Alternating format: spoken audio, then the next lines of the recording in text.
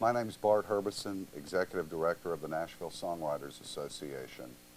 And this week, for the Tennessee and the story behind the song, our subject is the legendary Mr. Roger Cook. Yes. Roger, I sit in awe of you to this day. Well, Roger, I could argue that you may have written the most recognizable song ever. It is certainly one of them. And we started a little earlier to talk about Coca-Cola.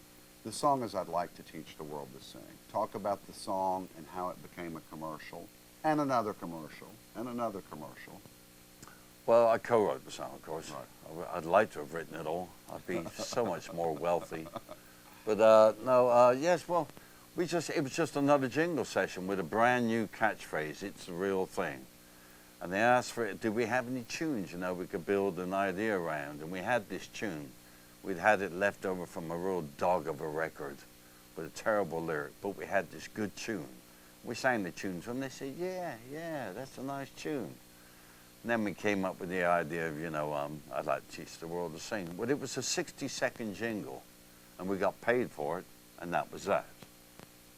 Well, a year later, Coca-Cola decided they want something rather anthemic, to say, hey, the world should all get together and we should all be happy, black and white people loving each other, and anyway, so a man called Bill Backer, who came up with it, It's the Real Thing.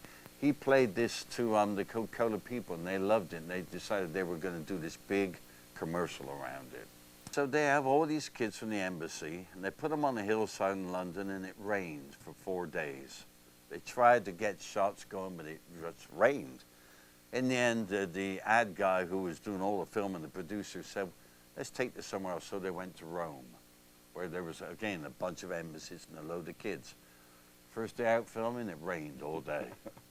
But eventually, they got it done. The funny thing is the guy who did the ad, the producer, got fired shortly afterwards because he exceeded the budget by about $150,000, which in 1972 was a lot of money. So they fired him, and he just produced one of the most successful commercials ever, but that's life, isn't it?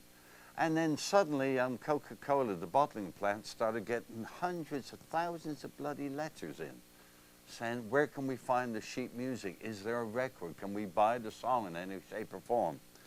So a guy called Billy Davis, who produced the original jingles, went into the studio and produced a couple of records, both of which went into the top 10 at the time, which is very unusual. The Seeker, who? The Seekers and a group called the Hilltoppers. Right.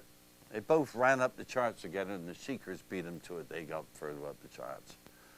And suddenly we had a song and an income from a song. And that was sung in every country on the planet. Just about. Do you remember the first time you saw the commercial? I do, and I'd never seen anything like it. It was one of the first film. It was like a video, a very early video. This is 1972. Video was still in its infancy, and it was the first video of that song. Whenever they played it on TV, the group wasn't available to sing it live. They showed the kids on the hillside with the Coke bottles and everything. So it was a very, very successful little film, It started something going, which has been going ever since, And they've done it more than once. Oh yeah, they resurrect it every now and again. And you're right, it's a song that grandmothers know, kids in school learn it. And there's a southern church called the Lord's Chapel. They're everywhere.